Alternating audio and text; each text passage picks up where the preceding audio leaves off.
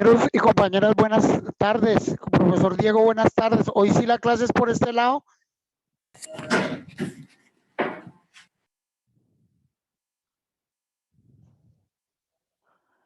Robinson,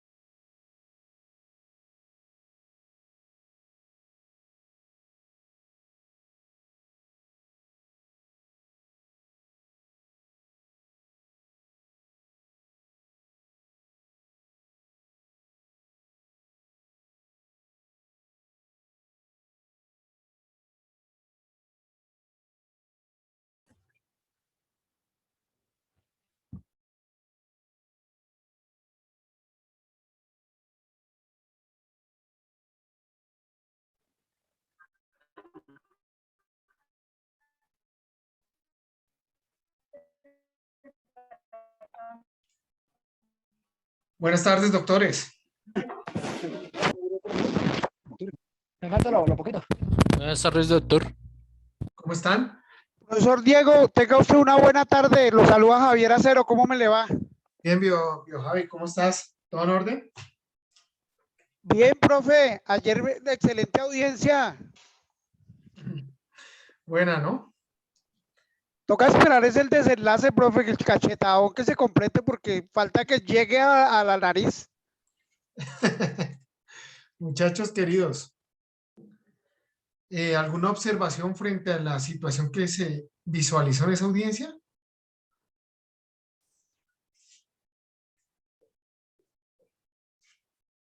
Ninguna. Perfecto. No, profe, una pregunta y es, el abogado que se disgustó,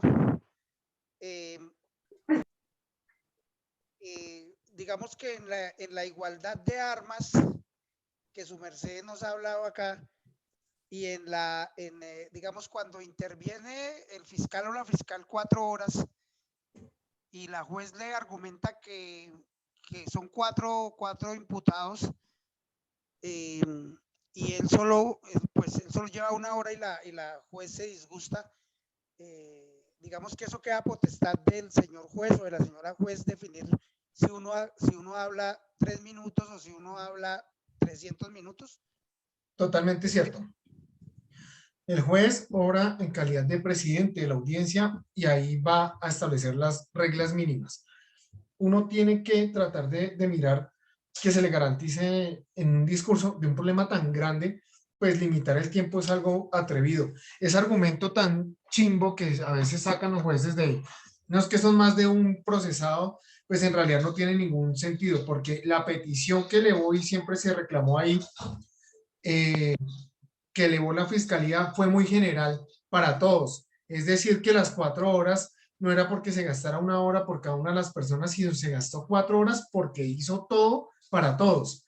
Entonces, yo creo que en eso no debe haber un límite, y máxime cuando se está hablando en ese momento de la responsabilidad penal. Pero si uno va a una audiencia de alegatos en la Corte Suprema de Justicia, doctores, y les dicen nuestros honorables magistrados, tiene 20 minutos para alegar, ¿qué se espera del resto del sistema? Profe, y ahí en ese entendido, otra pregunta, pero ya es más subjetiva. La cliente suya es la señora que tiene el cabello por la cara y tal, ¿sí? Sí. ¿Qué papel juega? Porque ese debate lo dimos acá hace como 3 años, como 2 años, 1 año y 9 meses. ¿Qué papel juega la presentación del imputado en el juicio? ¿Qué papel juega? O sea, si yo voy todo desgreñado, sucio y tal, ¿qué papel juega? Eso no juega ningún papel, porque el debate acá era que eso no debe jugar ningún papel. ¿Qué papel juega la presentación del indiciado, del imputado en una audiencia? En realidad, los aspectos, digamos, Javi, hay algo muy curioso ahí alrededor de lo que usted dice, y es algo de la práctica, ¿no? Uno a veces observa que eso sí puede llegar a tener una gran incidencia en todo el desarrollo del proceso. Porque hay jueces que se fijan hasta en eso, lo cual no debería ser así. El problema tan grande que vamos a encontrar es, si vemos a una persona que está detenida, recordemos la audiencia que vimos hace unos días, la que participó el doctor González. Ustedes miraban el aspecto del detenido, y simple y llanamente por el aspecto del detenido se podría encontrar, Dios mío, muchísimos pues, reparos por parte de la, ¿cómo decirlo? Por parte de la judicatura, de todas las personas que están ahí alrededor, pero en realidad eso no tiene por qué ser un gran determinante. Sino, estamos acostumbrados a algo. Nada más veamos noticias. Atraparon a una empresa criminal dedicada al hurto y toman unos pantallazos de personas con una vestimenta que nosotros categóricamente en la sociedad estamos diciendo, uy, tiene pinta de rata. Pues ya con eso ya tenemos, doctores.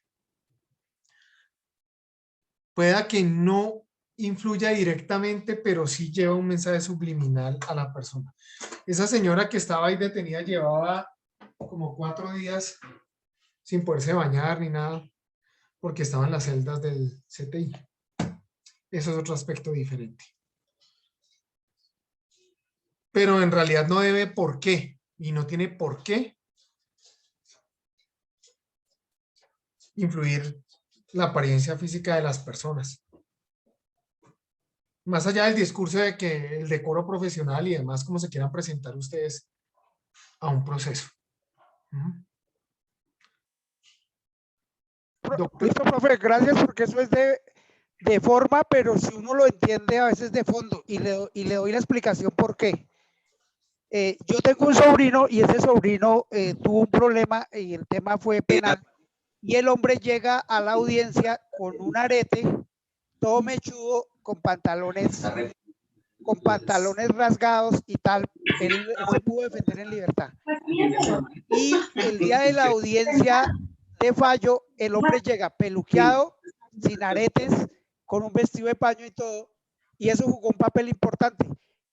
Acá hubo un gran debate con algunos compañeros en ese entonces, y ellos decían, no, pero eso no puede ser, eso sí puede ser. Su merced me confirma que eso sí puede jugar un papel importante. Muchas gracias, Dios me lo bendiga.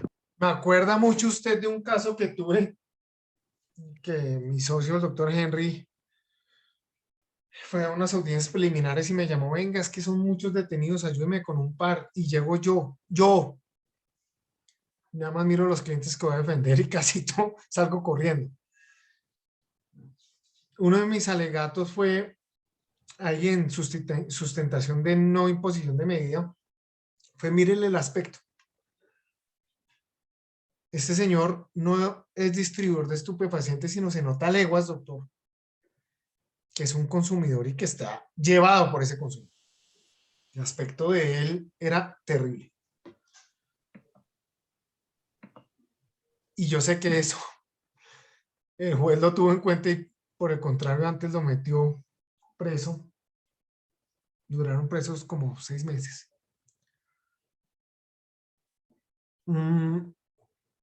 Pero más que todo en ese caso que había una participación importante de todos los elementos recogidos por parte de la Fiscalía General de la Nación. Eso sí que no dejaba pensar ni siquiera en la idea de no buscar una inocencia por parte de esas personas. Esas personas tenían que hacer aceptación de cargos. La investigación estaba perfecta. Muy bueno. Doctores, ¿quieren escuchar más o menos a lo que alcancemos qué resuelve esa judicatura? Desde luego, profe, pues ese es en las ascuas que por lo menos que yo estoy, saber qué pasó ahí. Vale, Profe, pienso igual, a mirar qué pasó ahí. listo. Cata, Doctor, buenas noches. No, es una pregunta o sea, no entiendo porque yo escuché los tres abogados que hacían parte de la defensa. ¿A qué se refieren cuando mencionan los IDs? IDs. Cuando hay una interceptación telefónica, cada llamada la vamos a denominar ID. ¿Listo? Entonces, el ID está compuesto por el número del teléfono y vamos a mirar que allá también se va a relacionar la fecha y hora en que se realizó la llamada. En el ID se puede identificar qué teléfono llamó al otro teléfono. ¿Listo? Y el ID, así como lo Gracias, estoy doctor. diciendo él bien en el chat, es la I y la D. Así es que se escribe. ¿Listo? Muchas gracias. Vale. Doctores, si no lo tengo colgado ¿en qué? En la plataforma, porque es un poco más largo, pero vamos a ir viéndolo por partes para ir analizando. Lo único que quiero que lleguen a la conclusión. Doctores, infortunadamente, les voy a compartir un audio. Vuelvo y repito, ese caso me dio muy duro. Yo sentía que la señora que estaba defendiendo era mi señora madre. Pero bueno, ese caso en la actualidad se encuentra hoy en etapa de juicio. No soy yo el abogado. No sé si ustedes conocieron un gran amigo mío, el doctor Andrés Felipe Caballero. No sé si vino acá invitado algún día. Pero él es el que está enfrentando ahora esa defensa. Vamos a ver qué va a pasar con todo ese proceso. Vamos Profe, yo con eso. tengo una pregunta antes de que empiece Dime. ya que. Dale, tranquilo. Bueno, mañana mejor. No, dale, tranquilo. Ok, es que, no sé, me llega la duda, me asalta la duda, ¿qué tan pertinente es llegar a cambiar de abogado, siendo uno pues la víctima, ya llegando prácticamente al juicio oral, pues porque de pronto a uno le dieron un abogado de oficio y uno no se siente conforme con ese abogado. Y de igual forma hay muchas personas que no tienen sustento económico para pagar uno privado y quieren de pronto otro abogado, así sea por consultorio jurídico, por lo que sea, por donde sea. Entonces no sé qué conveniente sea eso si ya prácticamente el proceso se podría decir que ya va a terminar. Mira, Elmi, desde que se le permita a la nueva representación conocer con tiempo absolutamente todo el proceso, no le veo ningún inconveniente.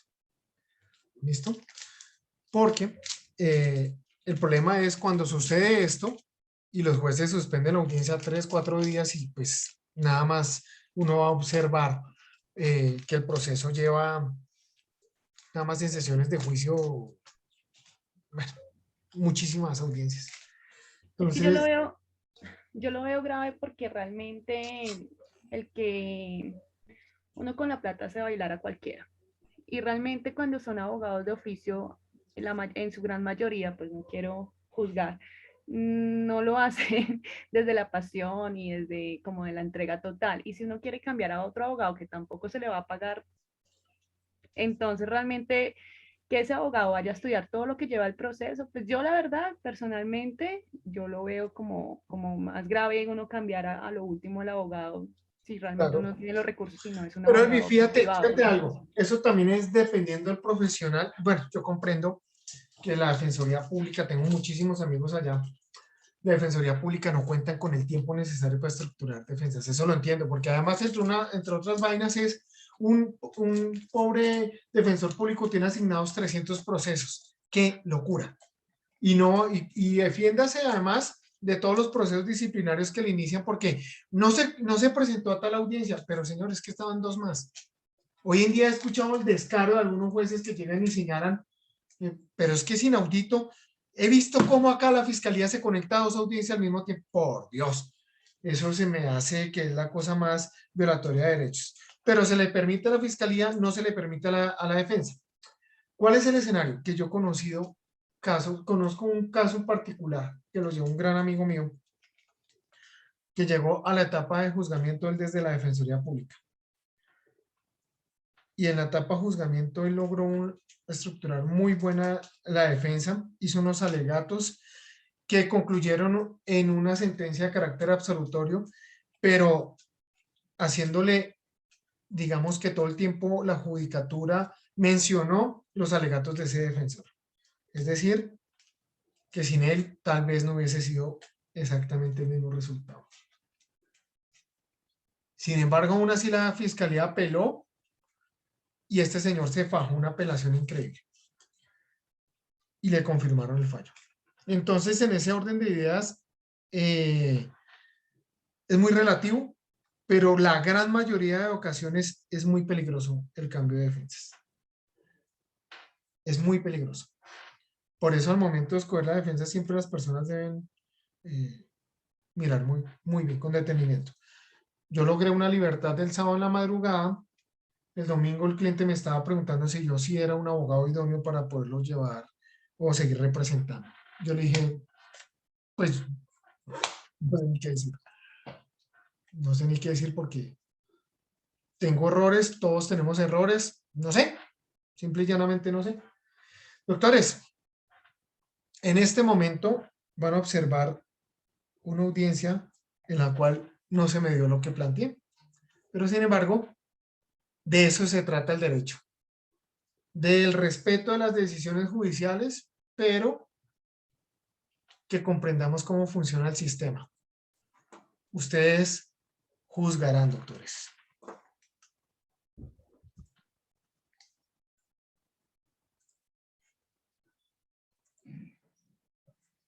Buenos días para todos, siendo las 8:32 de la mañana del 19 de septiembre de 2019, el Juzgado 14 Penal Municipal con función de control de garantías se constituye en audiencia preliminar para darle continuidad y en esta oportunidad para decidir la solicitud de imposición Yo creo que adelantémonos a las presentaciones porque somos un batallón ahí. general de la Nación.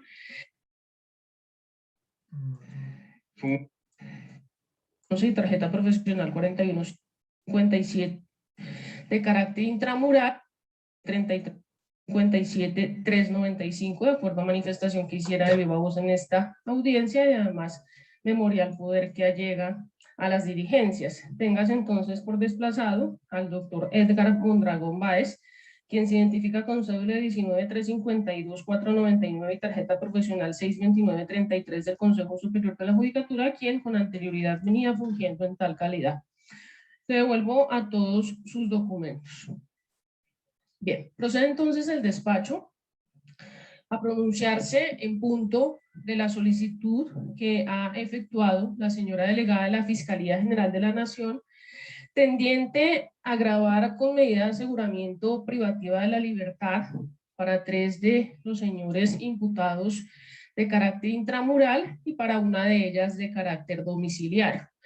Frente a ello, entonces, partirá el despacho por decir que evidentemente el legislador fue claro cuando exigió una serie de requisitos para poder verificar la procedencia de la imposición de medidas de aseguramiento, cualquiera que sea su clase, privativa o no privativa de la libertad.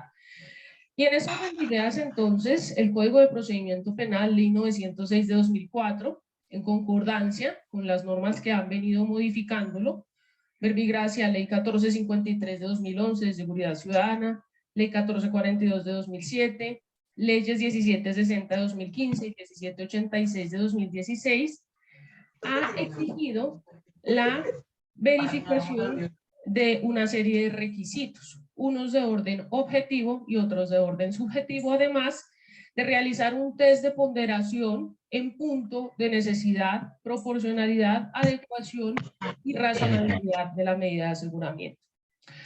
Me voy a referir entonces en primer lugar Hasta allá para que cojan el bus, como ves. Doctores, por favor, los micrófonos.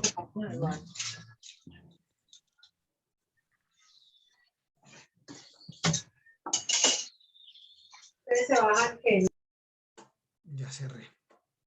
Requisito de orden objetivo que se encuentra previsto en el artículo 313 del Código de Procedimiento Penal, y respecto del numeral segundo, que fue precisamente el que la señora fiscal invocó para acreditar este presupuesto. Frente a ello, pues debe decir el despacho, no es necesario realizar mayores consideraciones.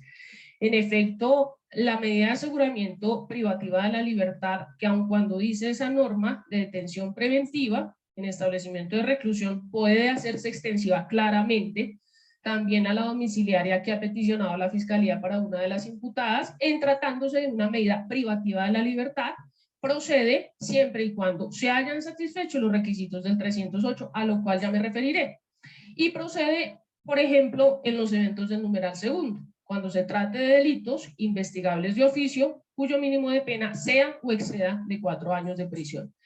Frente a ello, pues debo decir, efectivamente los delitos que fueron imputados por la Fiscalía General de la Nación se contraen al concierto para delinquir, que tipifica el artículo 340 del Código Penal, para 3 de los imputados en el inciso primero, partiendo de una pena de 48 meses de prisión, o lo que es lo mismo 4 años, luego se cumple ese requisito.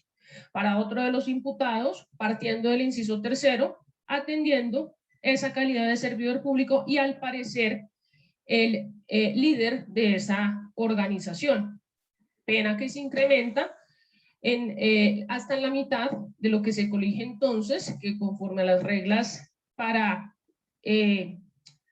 individualización de mínimos y máximos punibles del artículo 60, se debe tener en cuenta que ese hasta en la mitad debe incrementarse tanto el mínimo como en el máximo. Partiendo de ese mínimo, es claro entonces que efectivamente la pena en ese evento superaría los 4 años de prisión.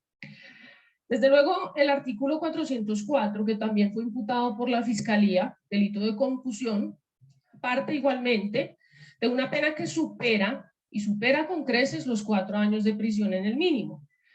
Nótese cómo el legislador previó allí una pena que parte de 96 meses de prisión, que es lo mismo, 8 años de prisión. Claramente entonces se cumple con ese presupuesto.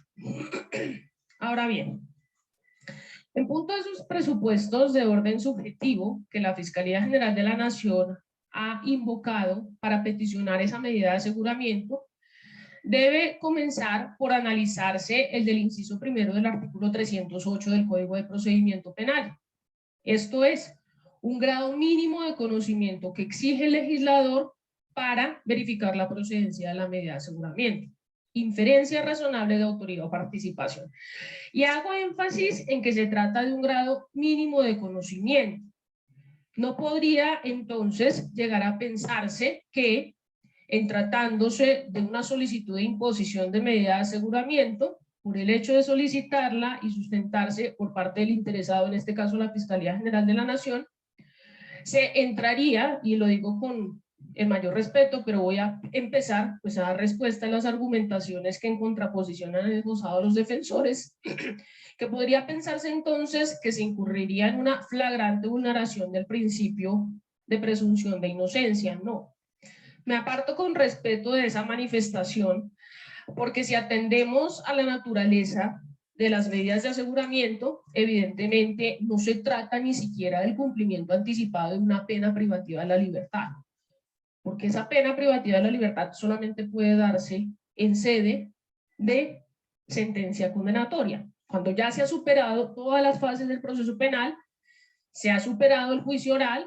se han controvertido las pruebas y ahí el juez, una vez finalizado, anuncia el sentido del fallo y posteriormente ya le da lectura al mismo, en este caso, digamos, de carácter condenatorio. Aquí se trata de una medida de aseguramiento que es de carácter netamente preventivo cautelar.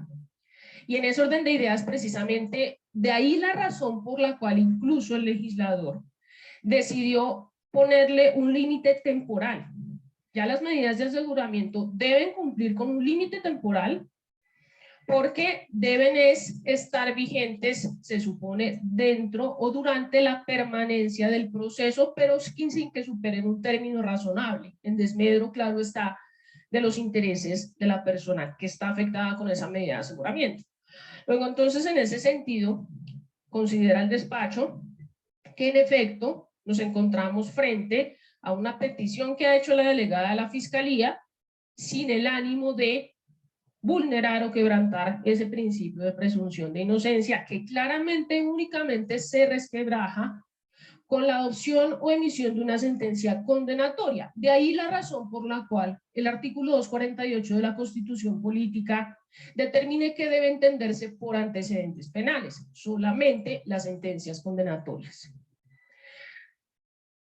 Desde luego, entonces, el despacho, en punto de esa inferencia razonable de autoría, que reitero, como grado mínimo de conocimiento exigido por el legislador, debe partir por manifestar y, efectivamente, daré respuesta a las argumentaciones de la defensa porque observo que ese fue el punto que mayor inconformidad generó para deprecar la defensa de una parte, como en el caso del defensor del señor Camilo, el despacho se abstuviera de imponer la medida, y en el caso de los defensores de las señoras Irma y del señor Erwin, que el despacho o bien principalmente se abstuviera de imponer la medida o subsidiariamente accediera a imponer una menos gravosa de ese derecho fundamental a la libertad, bien sea una domiciliaria, que incluso sigue siendo gravosa de ese derecho, pero un poco menos, o una no privativa de la libertad. Y en ese orden de ideas, entonces, comenzaré por analizar y partir de ese marco fáctico del cual la Fiscalía evidentemente partió o tomó como base para poder analizar la procedencia de la medida de aseguramiento y considerar por qué la misma emerge necesaria y urgente. Para contextualizar, entonces, pues es conveniente partir de esos hechos que dieron lugar a este diligenciamiento.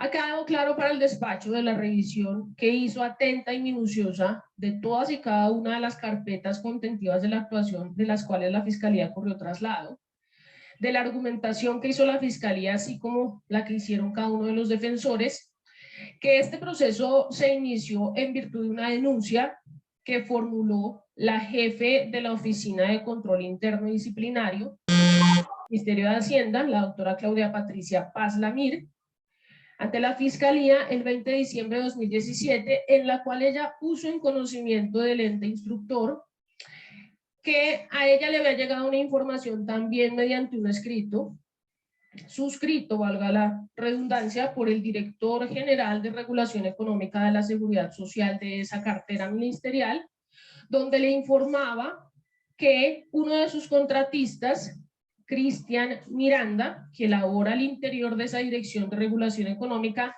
le había informado a su vez que tuvo conocimiento por una llamada telefónica que le hizo una persona que decía ser asesor del alcalde del municipio del Retén, Magdalena, que al alcalde le habían hecho un ofrecimiento unas personas o una persona para poder actuar como intermediario en el trámite de obtención de desahorro de excedentes de recursos de las entidades territoriales a cargo del FOMPED.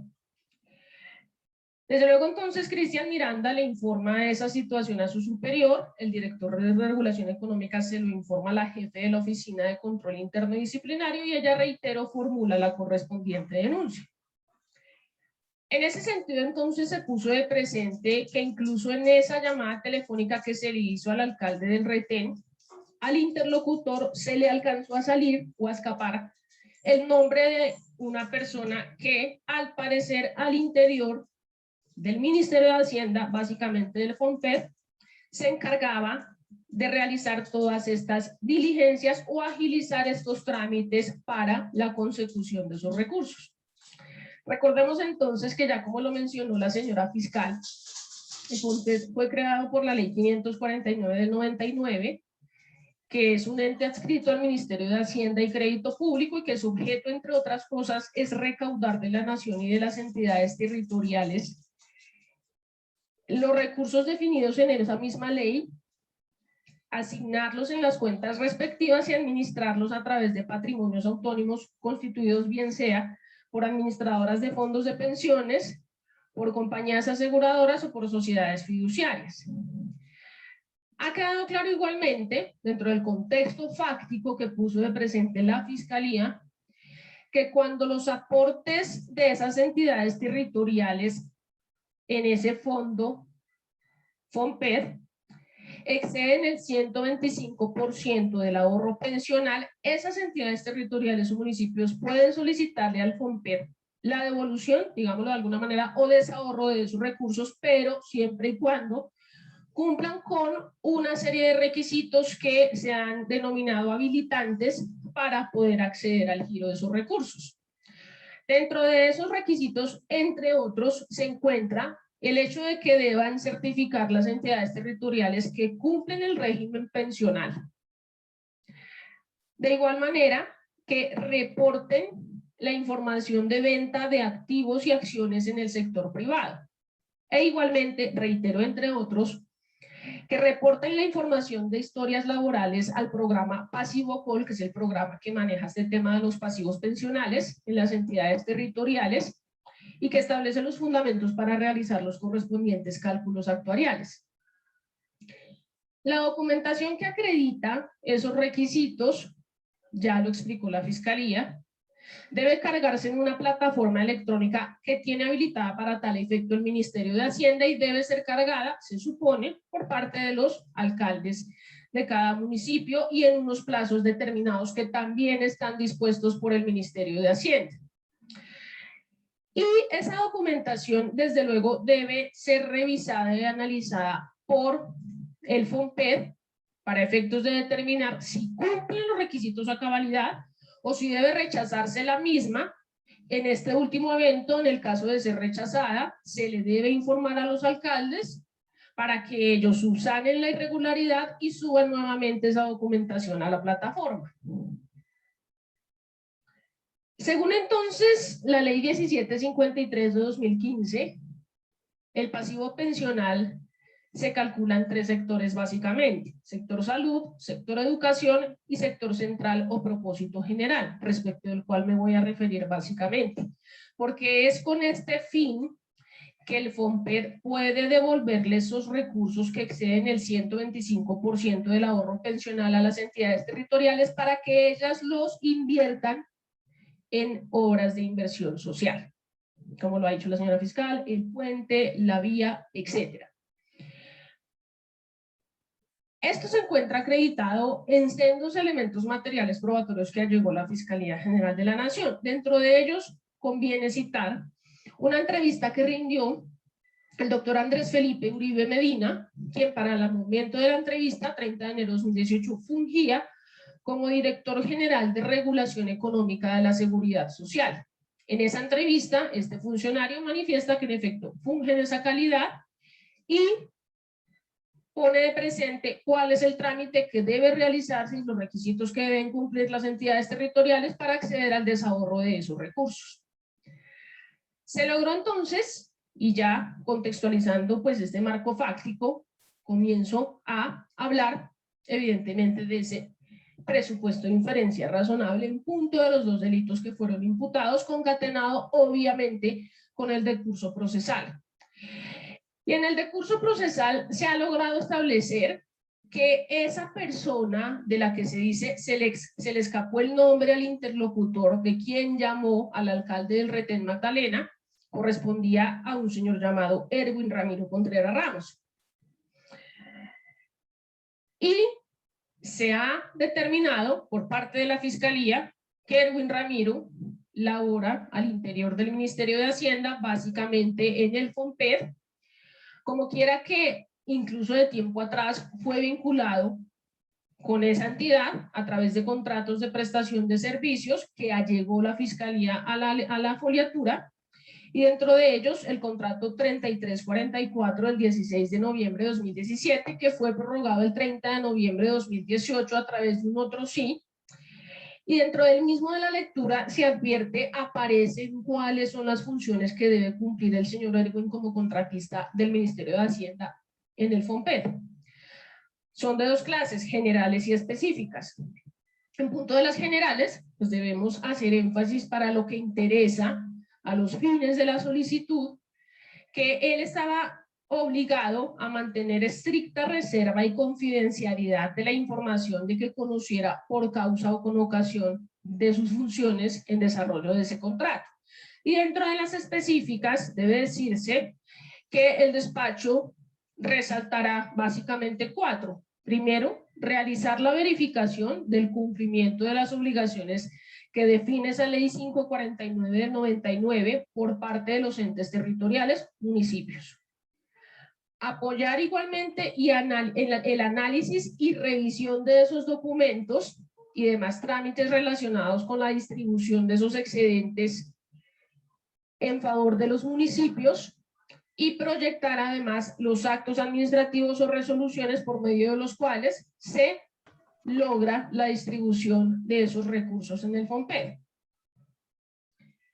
Debía igualmente apoyar el seguimiento al recaudo de los recursos de la mencionada entidad y realizar seguimiento al cubrimiento del pasivo pensional de esas entidades territoriales de acuerdo con los cálculos actuariales generados por ese programa pasivo POL al cual me acabo de referir. Todo eso se encuentra dentro de la foliatura, más específicamente en la carpeta número 2 de los folios 87 a 89. La verificación entonces de esas funciones que debía cumplir Erwin Ramiro al interior del FOMPED, en desarrollo de ese contrato que suscribió, se soporta también no solamente en esa prueba o elemento material probatorio, perdón, de carácter documental, sino además en una entrevista que rindió el mencionado funcionario, el doctor Andrés Uribe, en su condición entonces de director general de regulación económica de la Seguridad Social, el 14 de noviembre de 2018. Él rinde 2 entrevistas, una el 30 de enero y otra el 14 de noviembre de 2018.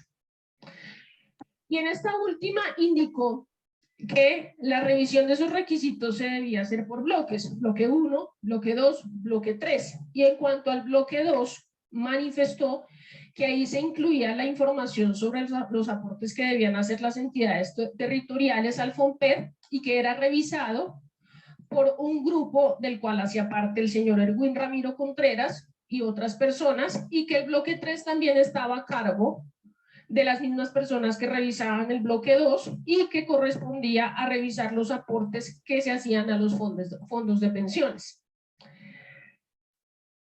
Valga la pena mencionar que, como ya lo indiqué, lo reitero en este momento, si las entidades territoriales no cumplen con esos requisitos habilitantes para poder acceder al desahorro de esos recursos, sus solicitudes deben ser rechazadas, pero con la posibilidad de poderlas subsanar y volver a cargar la documentación en la plataforma del ministerio. Y se logró establecer igualmente los elementos materiales probatorios aportados por la Fiscalía, y aquí voy a eludir a una declaración jurada que rindió la doctora María Virginia Jordán Quintero para este momento, o por lo menos para esas fechas 4 y 5 de febrero del año en curso, quien funge ahora como directora general de Regulación Económica de la Seguridad Social del Ministerio, quien indicó que ese rechazo también se produce en 3 bloques. Bloque de pensiones, venta de activos, pero que además se debe verificar que las entidades territoriales estén al día con los fondos de pensiones. Incluso dijo la funcionaria que ese es el bloque de revisión más complejo, porque se tiene efectivamente, con fundamento en la información, verificar si las entidades sí acreditan que cumplieron con los pagos pensionales de sus empleados o funcionarios ante las administradoras de fondos de pensiones. E indicó que en esa actividad el señor Erwin Ramiro Contreras, textualmente, es quien más sabe y quien más conoce de ello, que él es el que está, y lo digo literal como lo dijo la funcionaria, más metido con el tema de revisión de requisitos habilitantes.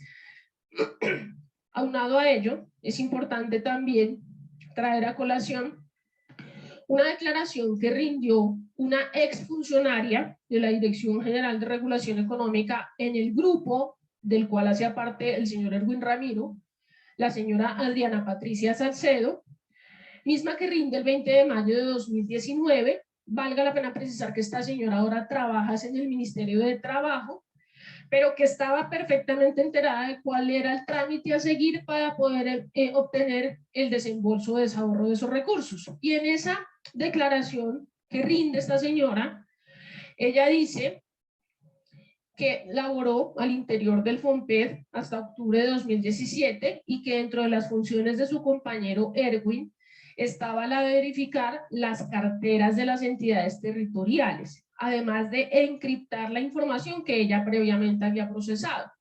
Encriptar significa, según lo que entendió el despacho, asignarle como una clave a esa información de tal manera que solamente pueda ser legible para el destinatario de la información, y ello le correspondía hacerlo a Erwin Ramiro, que además tenía la función de recibir todas las certificaciones de cumplimiento de ese régimen pensional y hacer el cruce de la información de lo certificado por las entidades territoriales versus lo informado por las administradoras de pensiones de fondos privados y colpensiones, lo que anteriormente se conocía como el Seguro Social.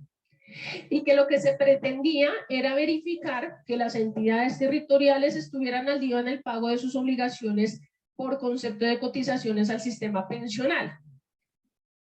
Y quien determinaba si cumplían o no con ese requisito y revisaba la información que remitían las entidades era Erwin Ramiro, porque la procesaba, generaba además información de aportes estimados de entidades territoriales por año y fuente para ser cargada posteriormente al sistema.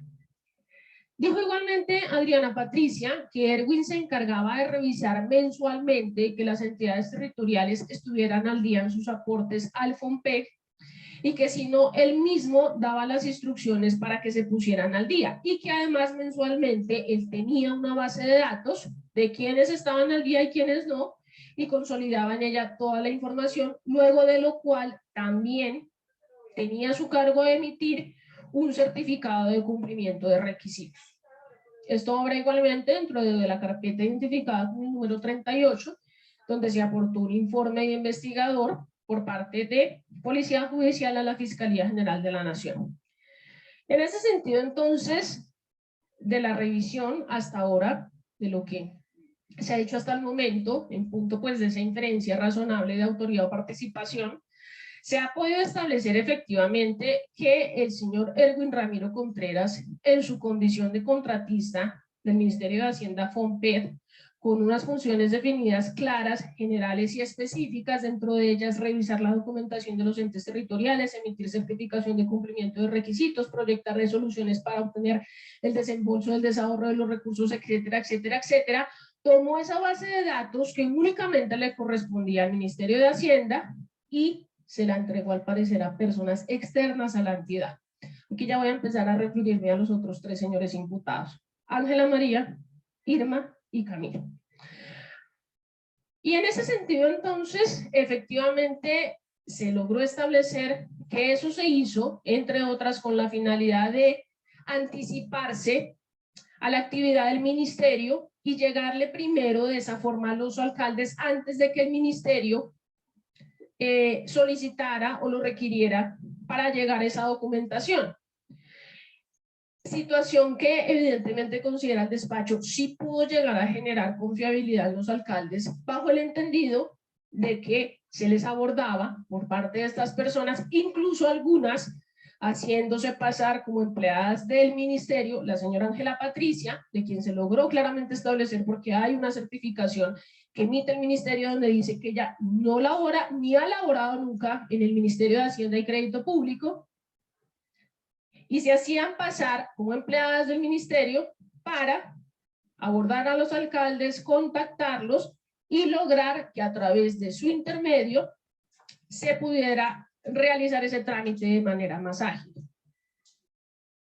Y debe el despacho entonces decir que efectivamente en relación con esa situación, pues sí llama poderosamente la atención el hecho de que incluso uno de los alcaldes, que es el alcalde, si mal no estoy, de Huasca, Cundinamarca, concurrió también a rendir su versión a la fiscalía y manifestó que si bien es cierto él no había accedido a esos pedimentos que claramente él avisoraba irregulares, porque su trámite ya estaba andando en el ministerio, le molestó mucho el hecho como 2 mujeres, dentro de ellas una,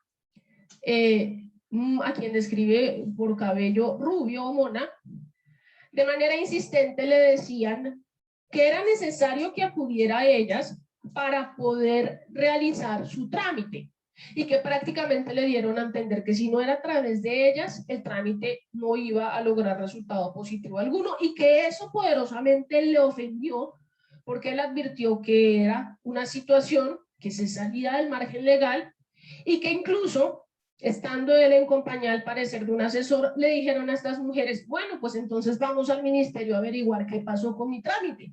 Y que las mujeres ahí ya al parecer no les gustó mucho la situación que él les proponía, porque evidentemente pues se dieron cuenta que él no iba a acceder a ese pedimento porque él era conocedor y consciente de que su trámite ya estaba andando en el ministerio.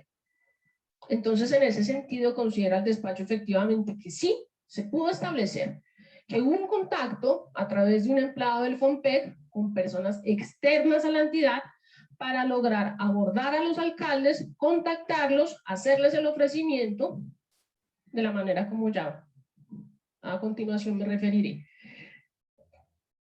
En este sentido, entonces, igualmente se ha podido acreditar que Erwin le entregó una información a Ángela María. Y de ello hay abundantes elementos materiales probatorios. Me permito citar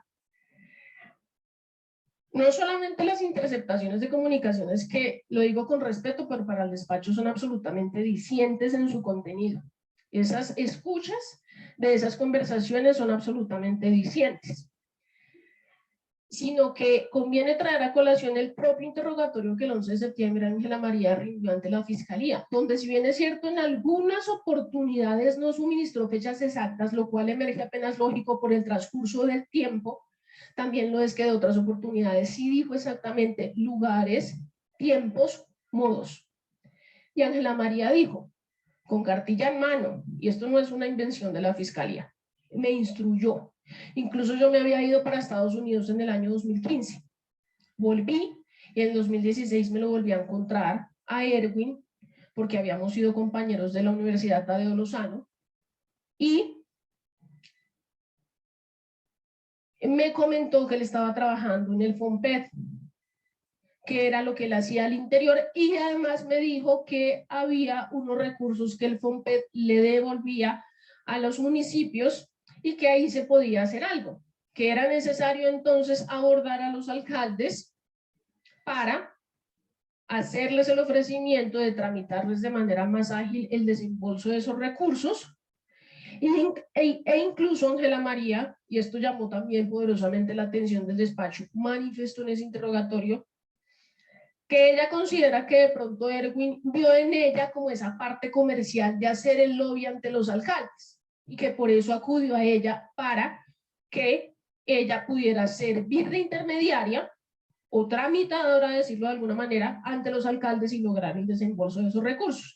Que incluso le entregó una cartilla del FOMPED para que supiera qué es el FOMPED, qué hace el FOMPED, de qué se encarga. Que la instruyó acerca de cómo debía abordar a los alcaldes, qué debía decirles y cuánto debía cobrarles por ese trámite. Y que se acordó entonces que iba a ser entre el 3 y 5% de comisión de lo que finalmente el FOMPED o Ministerio de Hacienda le reconociera a los municipios por el desahorro de esos recursos. Y que además se iban a dividir las ganancias 50% para cada uno. Y que se les iba a cobrar a los alcaldes 50% a la emisión del acto administrativo y 50% al giro de los recursos, para garantizar de alguna manera, porque también lo leí en unas interceptaciones telefónicas, la seriedad en el negocio.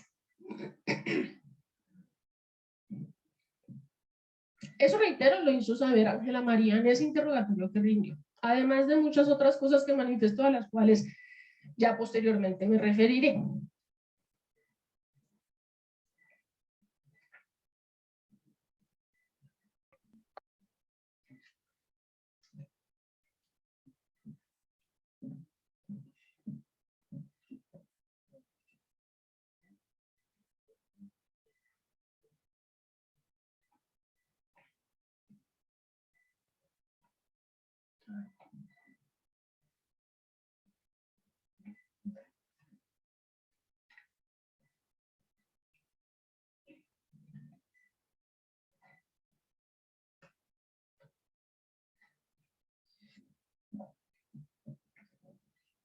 Y voy a referirme entonces literalmente a lo que dijo Ángela María el 11 de septiembre de 2019.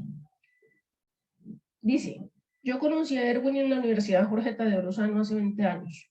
Fuimos compañeros, después de un buen tiempo yo estaba trabajando en un banco en Chapinero y él trabajaba en el Seguro Social. Intercambiamos teléfonos.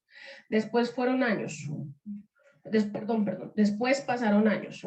Nos veíamos a veces para almorzar y después fueron muy esporádicos los encuentros.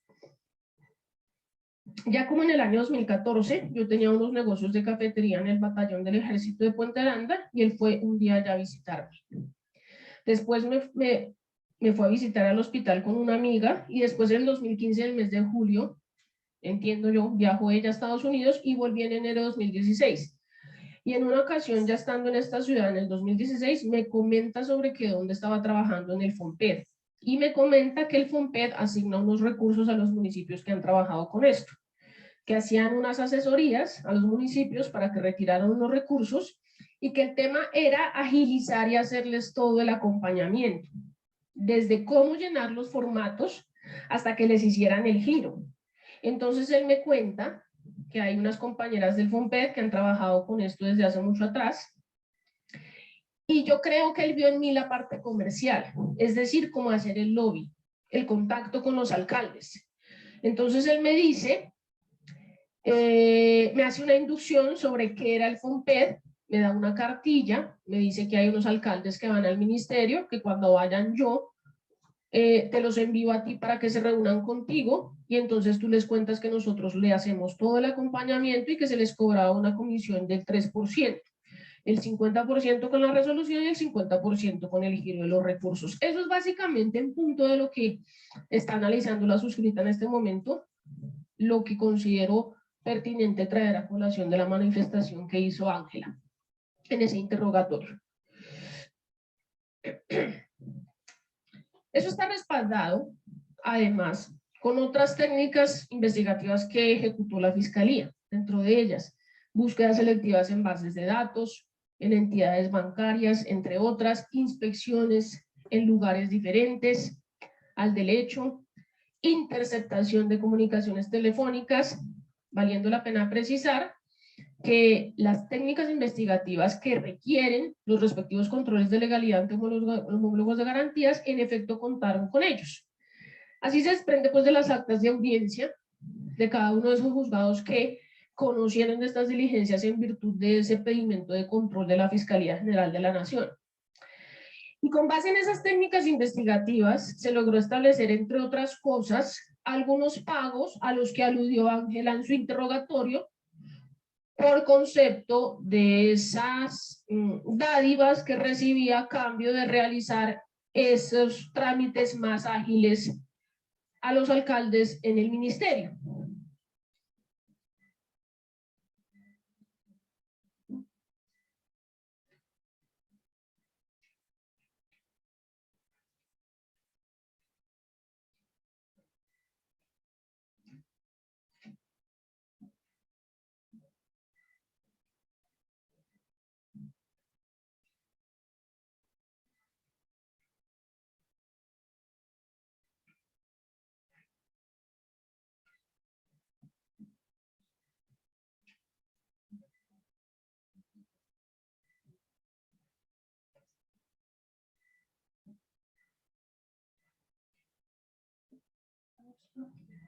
Allá, acá está, gracias.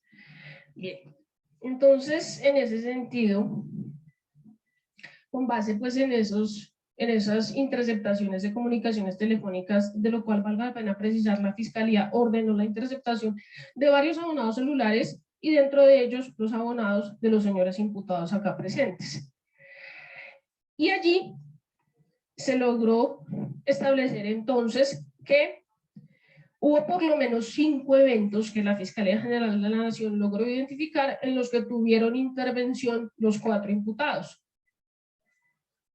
Y esos eventos se contraen al trámite de desahorro del municipio de Gachalá,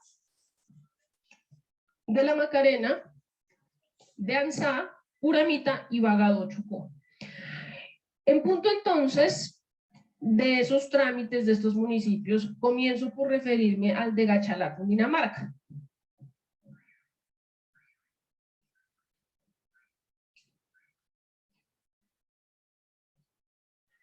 La Fiscalía General de la Nación realizó, como lo indicó en su argumentación, una trazabilidad respecto de cada uno de estos eventos. E incluso aludió básicamente a unos IDs específicos de esas interceptaciones que llamaron más su atención y de cuya lectura también el despacho pudo observar que efectivamente hacía mención de las personas acá presentes como quienes habían intervenido en la agilización de esos trámites de manera ilegal. Así las cosas, entonces se logró determinar, y esto obra dentro de la carpeta de trazabilidad de ese municipio de la Fiscalía identificada con el número 4, que se lograron por esos trámites emitir la resolución 3917 del 21 de noviembre de 2017, en donde el Ministerio de Hacienda autorizó el giro por concepto de excedentes. Básicamente no me voy a referir al sector de educación, sino al sector de propósito general de ese municipio por valor de 969.337.979 pesos con 75 centavos. Pero además también se emitió otra resolución posterior, que es la 3613 del 24 de octubre de 2018, en donde la misma cartera ministerial autoriza el giro de esos recursos, también, entre otros, por concepto de propósito general para Gachalá, en la suma de 1.282.684.160 pesos con 93 centavos. De esa trazabilidad que hizo la Fiscalía relacionando la emisión de esas resoluciones que claramente pues materializaron una orden del Ministerio de autorizar el desembolso de esos recursos a este ente territorial, se obtuvieron unas interceptaciones que se contraen a algunos IDs. Es así entonces como observamos una interceptación que data del 14 de junio de 2018, el ID es el 2847-26-369, en donde Erwin y Ángela conversan y allí se dice que por fin apareció el de Gachalá. De igual manera, hay una conversación en donde se habla con Ángela y acuerdan con un hombre desconocido encontrarse en la 75/15 de Bogotá, donde queda un colsubsidio. Y verificado esa información, se encuentra que hay un alcalde que se llama Germán Martínez Beltrán, alcalde de Gachalá, que rindió un interrogatorio el 7 de junio de 2019 y que él reconoció como contacto telefónico el 318 terminado en 375 y que es el mismo que se registra efectivamente en esa comunicación telefónica. Hay otro ID que igualmente conviene traer a colación, que es el 38445030 del 29 de diciembre de 2018, en el que Ángela y Erwin conversan, y Erwin le confirma a Ángela que a Gachalá ya le giraron. Ángela le dice que debe de este año y del año pasado. Y verificada esa información que reposa en las diligencias, se estableció que mediante una planilla del 20 de diciembre de 2018, que aparece dentro de la foliatura, se autorizó el giro de unos recursos para ese municipio.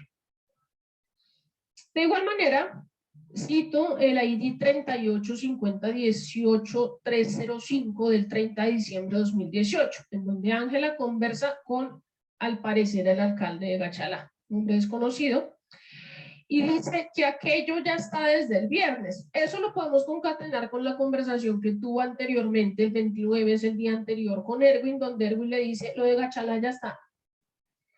Que eso ya está desde el viernes en la tarde. Y que ahí se luchó para que fuera esto rapidito. El alcalde le dice, muchas gracias, ¿cómo hacemos con lo otro? Y acuerdan que el 8 o 9 de enero como fecha para el pago de la gestión.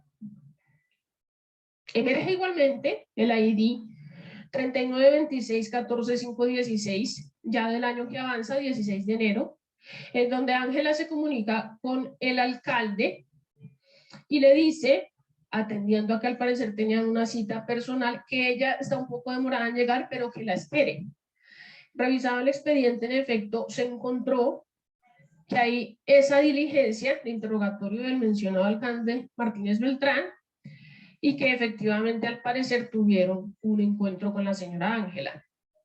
Ello también concatenado con el ID 3926498854 de el 16 de enero, entiende el despacho 2019, el mismo día, donde Ángela habla con una persona a quien llama Lucita y le dice que estaba en Metrópolis buscando un banco y que habló igualmente Ángela con una mujer desconocida y verifican que corresponde pues a otra persona y efectivamente le dice que estaba haciendo una fila en un banco, en Bancolombia, y que a ella le dieron 5 millones de pesos de la deuda y que de saldo quedaron 7 millones de pesos, que lo otro queda pendiente, que lo importante es que le den esa platica porque necesitaba pues cumplir con una obligación personal a la que allí alude.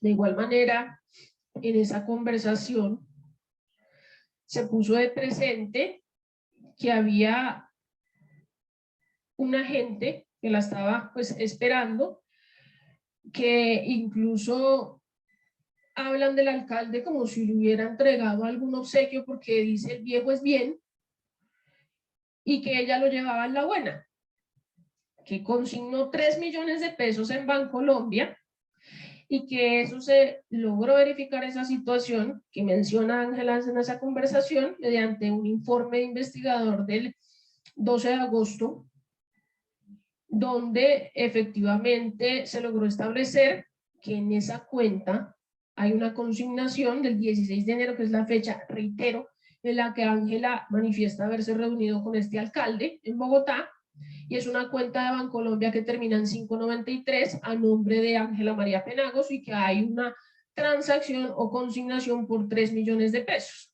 Y además aparece, porque lo logré verificar porque la señora fiscal llegó, los extractos de la cuenta, en virtud de esas búsquedas selectivas que legalmente realizó, que efectivamente aparece hecha con el número de cédula de la señora Ángela María y que corresponde a la sucursal del Centro Comercial Metrópolis.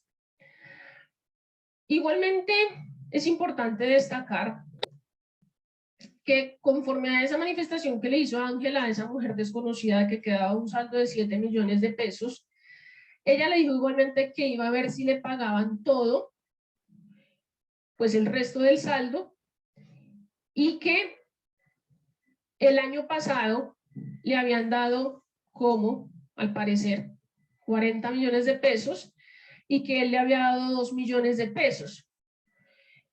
Dice Ángela allí que si él está en el ministerio, le llegan todos los clientes y que este año, o sea, el año que avanza, 2019, también lo tiene ahí y ahorita en febrero le van a dar otras platas, dice textualmente. El ID 48283683 del 7 de junio de 2019, uno de los más recientes, en él se evidencia una conversación entre Ángela y Erwin, donde Ángela le dice: el alcalde de Gachalá me llamó y me dijo que lo citaron a la fiscalía. Ojo, esto me llamó poderosamente la atención, porque, y esto me servirá para argumentar más adelante otro aspecto, pero lo voy a ir poniendo de presente, porque es que en esa conversación se evidencia el temor que empieza a sentir Ángela de pensar que se descubra todo. Porque dice que el alcalde de Gachalá la llamó y le dijo que lo citaron a la fiscalía. E incluso ella dice una expresión que si será, bueno, etcétera, etcétera, que si será que él la nombró por allá. Y Erwin le dice que eso debe ser para realizar algún control de esos dineros que les entregan a los municipios respecto de la manera como deben invertirlos. Ahí Ángela le dice que ella no quiere pensar que sea lo que se está imaginando, que si es así, ni poquito ni harto porque me quedé fría. Textualmente le dice Ángela a Erwin. Eso pone en evidencia, efectivamente, que eran conscientes de una actividad ilegal que estaban realizando. Era clara la conciencia que se tenía de la antijuridicidad de la conducta al margen de la ley penal que se estaba ejecutando por parte de estas personas. A tal punto que se les generó también a ellos un temor de pensar que la fiscalía lograra llegar a descubrir todo y que ese alcalde de pronto fuera a ir a mencionar allá nombres de estas personas y dejaran todo al descubierto. Existen otros dos IDs también, que es el 4825-45011 del mismo 7 de junio de 2019, donde Ángela le dice a Erwin que era mejor que hablaran personalmente, porque pues ya estaba prevenida para hablar así por teléfono. Una evidencia más del conocimiento que tenían de la ilegalidad de la conducta. Y en el ID 4900030590 del 18 de junio de 2019, Ángela le manifiesta a Erwin esa preocupación de que la hayan nombrado en la fiscalía, reitero. Y como el alcalde ya no quería hablar con ella. Entonces le dice que ella irá a la gobernación a buscarlo, pero sin saber si esta pelota me nombró por allá. Textualmente es lo que dicen esas interceptaciones. Esto en punto del municipio de Gachalá.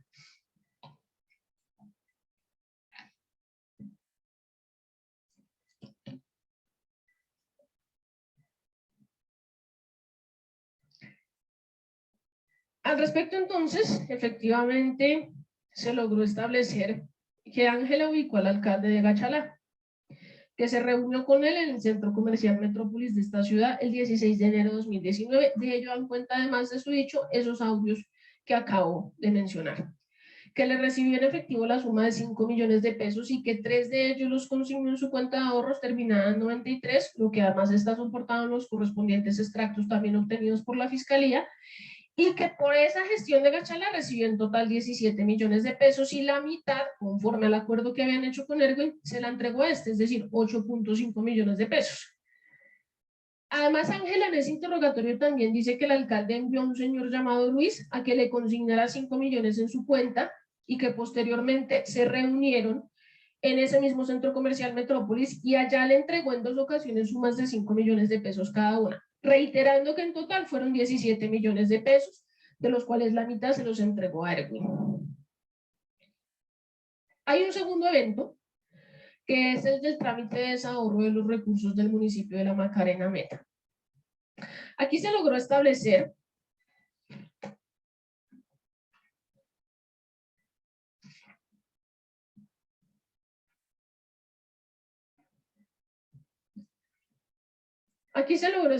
entonces lo siguiente. Se emitieron las resoluciones 4384 del 21 de diciembre de 2017, donde el Ministerio de Hacienda autoriza que por el sector de propósito general, por concepto de excedentes de recursos, se le gire al municipio de La Macarena la suma de 2.169.152.463 pesos con 34 centavos. Y hay otra resolución más reciente, la 4089 del 19 de noviembre de 2018, donde igualmente esa cartera ministerial autoriza el giro de esos recursos al referido municipio, entre otros sectores, por el de propósito general, por la suma de 795.909.815,64 centavos. Y de esas técnicas investigativas que la Fiscalía General de la Nación llevó a cabo legalmente, se pudo establecer entonces que por esa gestión se pidieron al parecer o se cobró la suma de 30 millones de pesos y que de esos 30 millones de pesos, 10 de ellos se depositaron, y aquí intervino el señor Camilo, el 8 de noviembre de 2018 desde su cuenta corriente de Bancolombia, terminada en 95, en cuyo extracto además, valga la pena precisar, revisado por el despacho, se evidencia el número de cédula del señor Camilo, el número de cuenta. Además, Bancolombia informó que él es titular de esa cuenta y que esa transferencia se la hizo a la cuenta de ahorros de Ángela terminada en 93. Aparece igualmente el número de cuenta de Ángela, está acreditado que esa es una cuenta cuya titular es ella y aparece el número de cédula. E incluso en una de las conversaciones cuya intervención realizó la Fiscalía, se logró establecer que incluso Ángela se había molestado con Camilo por haberle hecho una consignación por una suma de dinero tan alta. Pero además Ángela en el interrogatorio que rindió explicó la manera como se dividieron esos pagos, bien sea entre transacciones bancarias, bien sea entre entregas en efectivo y de manera personal, como por ejemplo en el de vivienda ubicado en el Parkway. El 9 de diciembre de 2018 igualmente se logró establecer que Camilo le entregó a Ángela la suma de 5 millones de pesos en efectivo. Y aquí entonces pues debo hacer alusión claramente a ese evento del municipio de La Macarena respecto de la intervención tanto de Ángela como de Erwin como de Camilo. Existen entonces el ID 2835717 del 12 de junio de 2018, una conversación en la que intervienen Ángela y Erwin. Hablan de los trámites de La Macarena y se dice que Erwin va a averiguar de esos trámites de La Macarena porque nosotros dicen textualmente, ya hicimos lo que teníamos que hacer. Hay un ID que es de una conversación del 25 de junio de 2018 bajo el número 290100062, en donde Camilo interviene y habla con Erwin. Y Erwin le dice que hay que sacar Macarena lo más pronto posible porque nos vamos a beneficiar todos y vamos a seguir trabajando. Camilo y Erwin en esa conversación hablan del pago de 30 y pico, entiende el despacho 30 y pico millones de pesos, y hablan de la forma de pago, como ya se había acordado. 50% a la resolución, 50% al giro de los recursos. Y eso se verifica precisamente pues con la emisión de esa resolución 4384 del 21 de diciembre de 2017, donde claramente pues se autorizó el giro de unos recursos por concepto de propósito general. Hay otro ID, que es el 309-130-320 del 5 de agosto de 2018, en donde Erwin informa que ya salió el giro de la Macarena, que salió el viernes. Y eso efectivamente la Fiscalía logró verificarlo a través de una planilla de giro, que es la 2018-0016, donde se autorizó el giro de esos recursos por parte del Ministerio al municipio mencionado. Hay otro ID, que es el 36-35-777-41-23 del 7 de noviembre de 2018, en donde Ángela y Camilo están hablando del pago de 15 millones de pesos por concepto del trámite de la Macarena en el año 2017, que la mitad la consigna y la mitad la envía con Fernando. Camilo le dice a Ángela que ya le hizo el giro por 10 millones. Ahí es donde se evidencia el malestar de Ángela, porque Ángela le dice que muy grande, que solo eran 7,5. Se obtuvo una respuesta en virtud de esas búsquedas que hizo la Fiscalía General de la Nación en bases de datos por parte de Bancolombia relacionada con un movimiento financiero de esa cuenta, nombre Ángela María terminada en 93, donde se observan esas transferencias, esa que acabo de mencionar, de sucursal virtual, de la cuenta de ahorros terminada en 95 del mismo banco a nombre de Camilo, corriente, y la de ahorros terminada en 93 a nombre de Ángela María por 10 millones de pesos. Y asimismo, pues se logró verificar por parte de la Fiscalía del extracto obtenido del mencionado banco, que efectivamente hay unas transacciones que pueden relacionarse con ese trámite del municipio de La Macarena, no solo por los montos, sino por las fechas en que se realizaron. En punto, igualmente, de este evento identificado por la Fiscalía, existen varios IDs. Yo me estoy refiriendo, reitero, solamente a los que la Fiscalía, o en los que la Fiscalía centró su atención, que claramente en cada una de esas carpetas de trazabilidad se encuentran los informes con los correspondientes IDs, y efectivamente puede traerse a colación también el terminado o el ID 3582-87577 del 8 de noviembre de 2018. Aquí hay una conversación entre Ángela María y Erwin. Le dice que los 5 millones de pesos restantes se los envía con un sobrino y que Camilo ya le transfirió a la cuenta, esto se le dice a Ángela a Erwin, ya le transfirió a la cuenta y que para la próxima todo en efectivo y se reparten el dinero. De igual manera, en otra conversación del 18 de noviembre de 2018, ID terminado en 635, Ángela y Erwin hablan y dicen que están hablando de los 15 millones del pago de la Macarena y de lo que le corresponde a cada uno, y que para el próximo trámite del 2018 cobrarían el 3%, entiéndase como comisión del valor total de la suma aprobada por el Ministerio como desahorro de los recursos. De igual forma está la ID 366-069-214 del 23 de noviembre de 2018, en donde Ángela le dice a Camilo que le diga al alcalde que ya puede notificarse, que ya salió la resolución de 2018, que es la 4089, a la cual también acabo de aludir, del 19 de noviembre de 2018, por el valor ya mencionado, suma superior a los 200 millones de pesos, perdón, eso por educación. Por concepto de propósito general, suma superior a los 700 millones de pesos. Y en otro ID, del 26 de junio de 2018, terminado en 673, Camilo le dice al alcalde de La Macarena que la resolución ya salió. Evidentemente, pues, atendiendo la manifestación que Ángela le había hecho en conversación anterior de que le dijera al alcalde que la resolución ya había salido, que ya podía pasar a notificarse. Entonces, Camilo le dice al alcalde, la resolución ya salió, ya puede pasar a notificarse. Efectivamente, dentro de las diligencias también pude observar que hay un interrogatorio de quien se estableció es el alcalde de La Macarena, el doctor Ismael Medellín, y efectivamente él aporta un número telefónico que es el 312-503-3010, y ello se corrobora precisamente que aparece como uno de los interlocutores en esas llamadas interceptadas por la Fiscalía en las que intervino Camilo con el alcalde. Eso para mencionar varios aspectos en punto de la participación que al parecer tuvieron Ángela, Erwin y Camilo en este evento de la Macarena.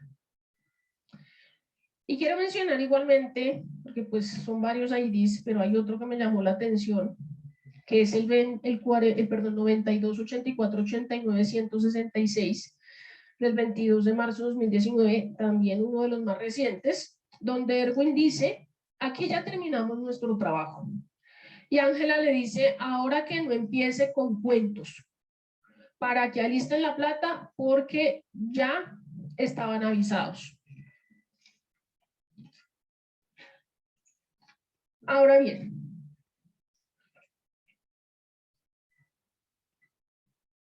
hay un evento que también la señora fiscal mencionó, que es el de el desahorro o trámite de desahorro de los recursos de Vagado Chocó.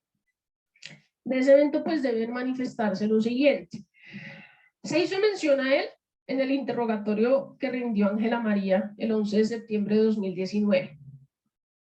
Y en ese interrogatorio respecto de ese evento dijo Ángela que ella se reunió con Erwin, con un tal ingeniero Harold y con la alcaldesa de Vagado en el Hotel Tequendama de Bogotá, que eso fue en agosto de 2016. Y que se hicieron al parecer 2 entregas de dinero, una donde ya no aparecía ahí presencialmente, digámoslo así, la alcaldesa de Vagado, pero sí se reunieron Ángela, Erwin y el tal ingeniero Harold en el centro comercial Gran Estación, y Erwin le entregó a ella, o sea, Ángela, 15 millones de pesos. No precisa la fecha, pero dice que eso fue más o menos en agosto de 2016. Y hay otra entrega a la que también alude y que dice que un mes atrás ella y Harold, el ingeniero, se reunieron al frente del batallón Guardia Presidencial acá en Bogotá y que ella les recibió a él personalmente la suma de 5 millones de pesos, de los cuales entregó la mitad, o sea, 2,5 a Erwin. El despacho aquí, pues al verificar las resoluciones que obtuvo la Fiscalía de ese reconocimiento de recursos y que incluso aparecen además de físicas en un listado que le aportó el Ministerio de Hacienda y que se plasmó en un informe de investigador, un informe de policía judicial, no se encontró ese municipio. Sin embargo, sí llama poderosamente la atención que Ángel hubiese dado detalles y hubiese hecho manifestación en punto del trámite que al parecer se pretendió realizar respecto de ese municipio. Luego entonces sí podría inferirse que en efecto en este evento de Vagado Chocó, en el cual pues no existen más elementos que el interrogatorio de Ángela, en efecto hubo al parecer intervención de Erwin y Ángela.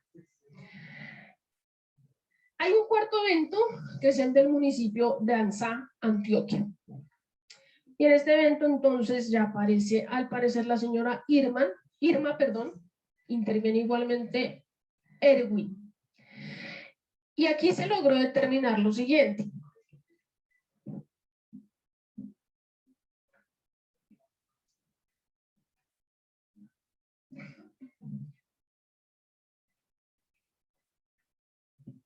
Se logró determinar que se emitió la resolución 3935 del 9 de noviembre de 2018, mediante la cual el Ministerio de Hacienda autoriza a ese municipio el giro de recursos para el sector propósito general por la suma de 2.924.559.063,63 centavos. Y existen además una serie de interceptaciones telefónicas de las cuales la Fiscalía informes corrió traslado, y aquí se pudo establecer lo siguiente, que ese giro, por concepto de esa resolución que se emitió, más de 2.000 millones de pesos, se hizo el 20 de diciembre de 2018, es decir, más o menos un mes y medio, un mes 10 días después de emitida la resolución. Pero además hay unas interceptaciones telefónicas en donde ya interviene la señora Irma, y se advierte que interviene porque se logró establecer que uno de los interlocutores corresponde al número telefónico celular que se logró determinar era de la señora Irma Enciso. Y aquí Irma le dice a Erwin, perdón, Irma interviene y le dice, al parecer, al exalcalde de Vegachi, Antioquia, Faber Vidal,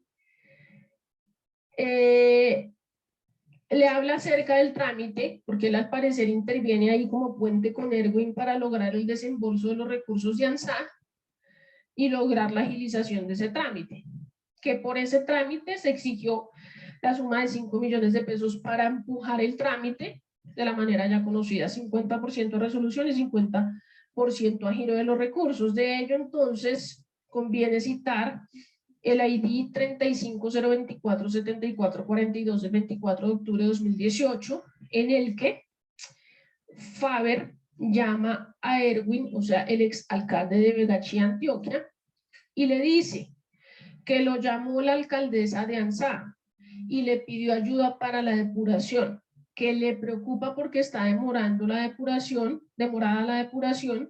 y que la relaciona a Faber con la alcaldesa, y le dijo que él, Faber, si él tenía algún amigo en Bogotá, que pudiera hablar con él, y que él los podía ayudar y empujar ese trámite, y les dijo que ahí pues nada les haría falta, pero que eso le costaba una platica, 5 millones de pesos. Y ella le dijo, la alcaldesa de ANSA, al parecer a Faber Vidal, que sí, y que una vez saliera el giro, cumplía con el dinero. En esa conversación se advierte que Erwin dice que sí, que haga así, que eso sale dentro de 8 días. Se logró verificar mediante un informe de policía judicial que efectivamente este señor Faber Armando Vidal era el exalcalde del municipio de Vegachi, Antioquia. E igualmente se logró verificar que esa resolución, a la cual me acabo de referir, 3935 del 9 de noviembre de 2018, efectivamente se autorizó para el giro de esos recursos en suma superior a 2.000 millones de pesos, como lo acabo de manifestar. Hay igualmente otro ID, que es el 37910236 del 18 de diciembre de 2018, en donde Irma y Erwin hablan. E Irma le dice que la alcaldesa dice que no da dinero hasta que la plata no esté en la cuenta, que le ayude con eso. Pero además hay otra conversación de ese mismo día en el ID terminado en 169, donde Irma y Erwin conversan y ella le dice a Erwin nuevamente que la alcaldesa dijo que no da el dinero hasta que el giro no esté en la cuenta, que por favor le ayude con eso. 4 días después, el 22 de diciembre de 2018, en el ID terminado en 455, vuelven y hablan Irma y Erwin. Y Erwin le dice a Irma que ellos hicieron un trato, el 50% con resolución y el 50% con el giro.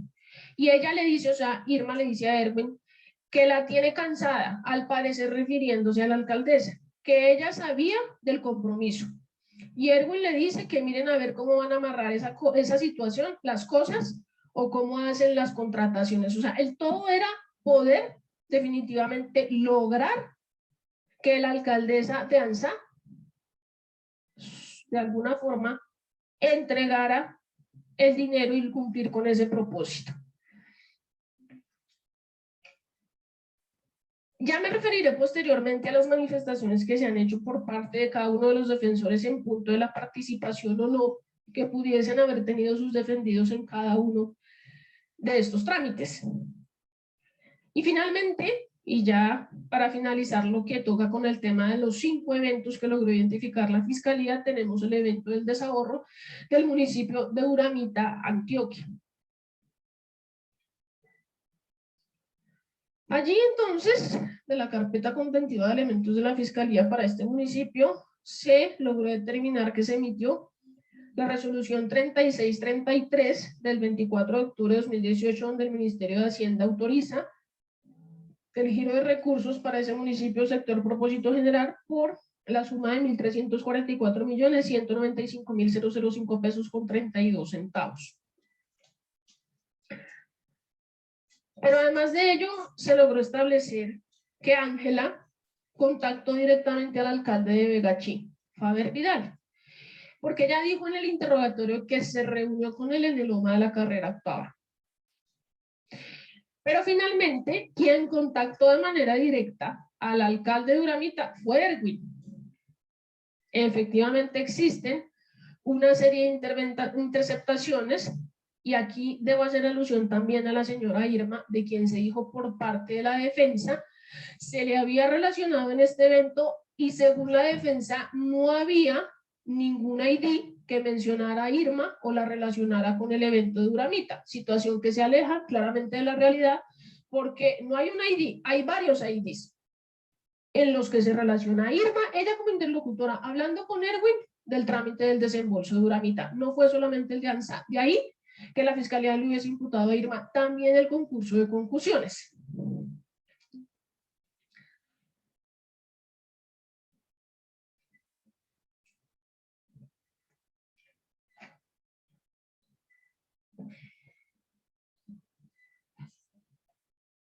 Y entonces me voy a referir a una carpeta donde hay un informe de investigador 925546-8 del 24 de abril de 2019, donde se pone en conocimiento de la Fiscalía los resultados de unas interceptaciones.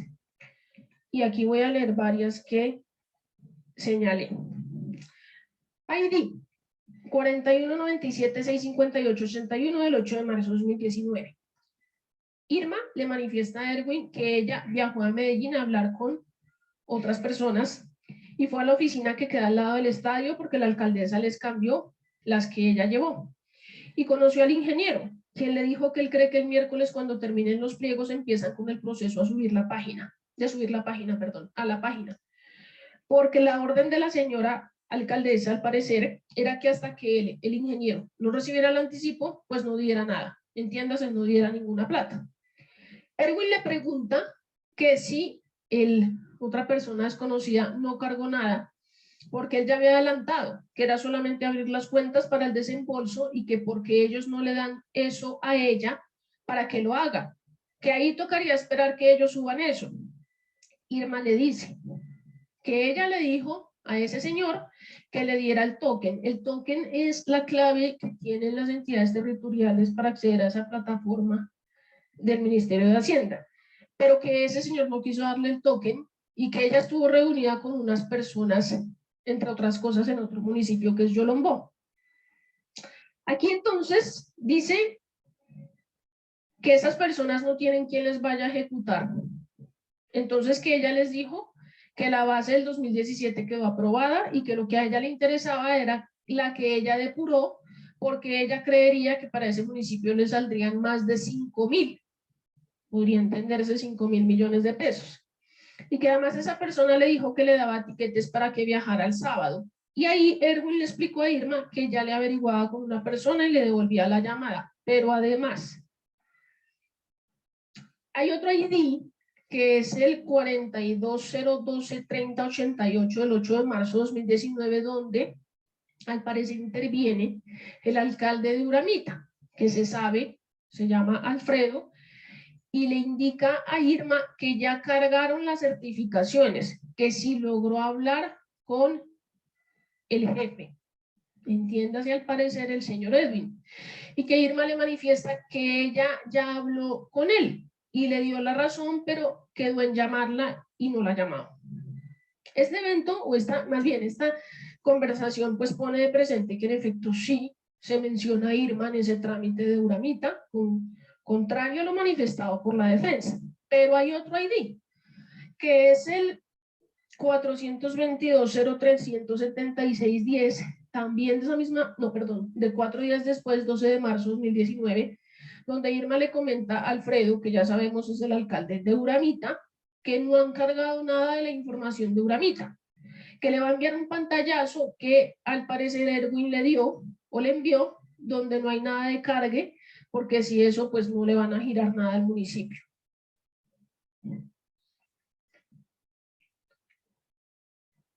Igualmente hay otro ID, donde el 19 de marzo de este año, ID 426-26-1202, en el que Faber le manifiesta a Irma que se va a comunicar con un amigo que le dieron muy duro con el tema en el FOMPED y les quitaron mucha plata, para decirle por qué no compran la base de datos, que como cuánto les costaría la base.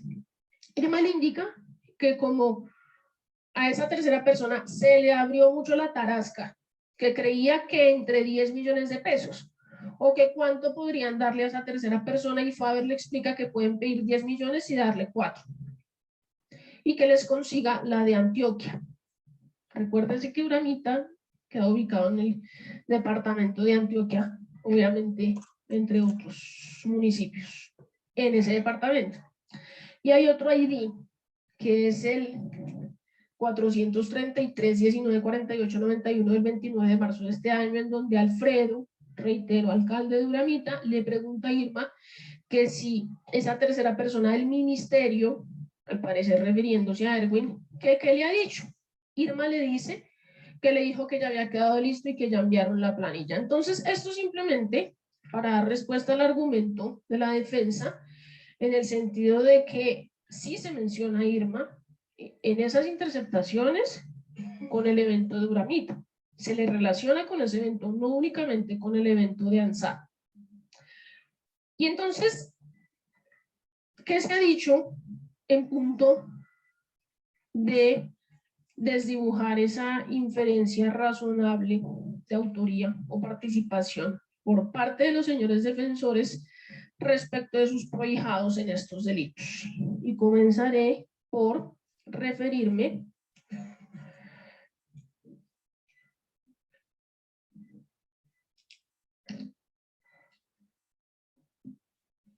al delito de confusión.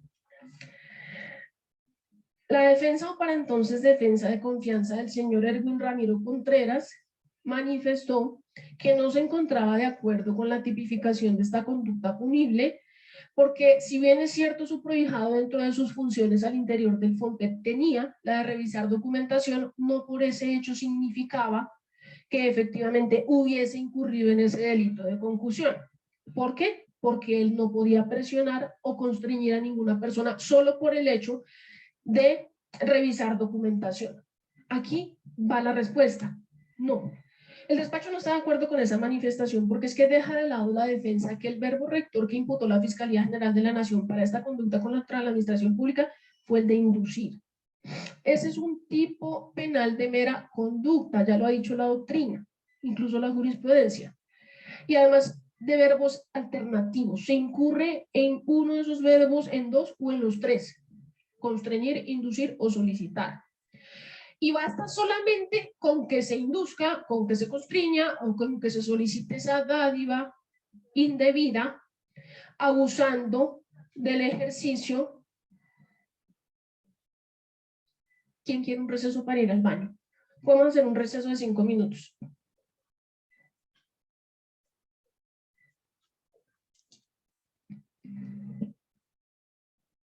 Se reanuda esta audiencia siendo las 10:12 de la mañana. Tomando entonces las consideraciones, venía manifestando y dirigiéndome básicamente pues a la argumentación que había esbozado la entonces defensa de confianza del señor Erwin Ramiro en punto del delito de concusión, que echaba de menos la defensa que el único verbo rector que había imputado a la Fiscalía frente a este delito era el de inducir.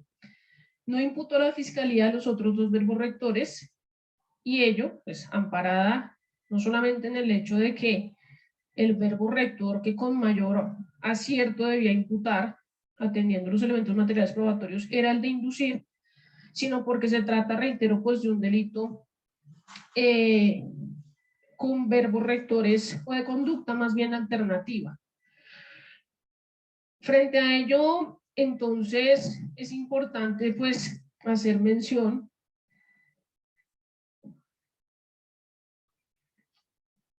de pronunciamientos pues, que han hecho o ha hecho la Corte Suprema de Justicia en punto de la tipicidad de este delito contra la administración pública.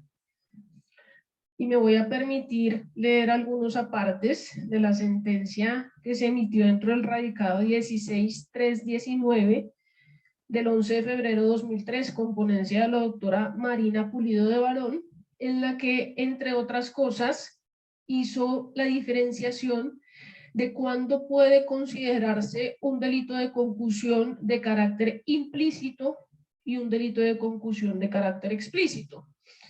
Y me llamó mucho la atención porque considero que se aviene perfectamente al caso que hoy convoca la atención del despacho, habida cuenta de que en tratándose de ese verbo rector de inducir, podríamos incluso estar presencia de esa concusión implícita.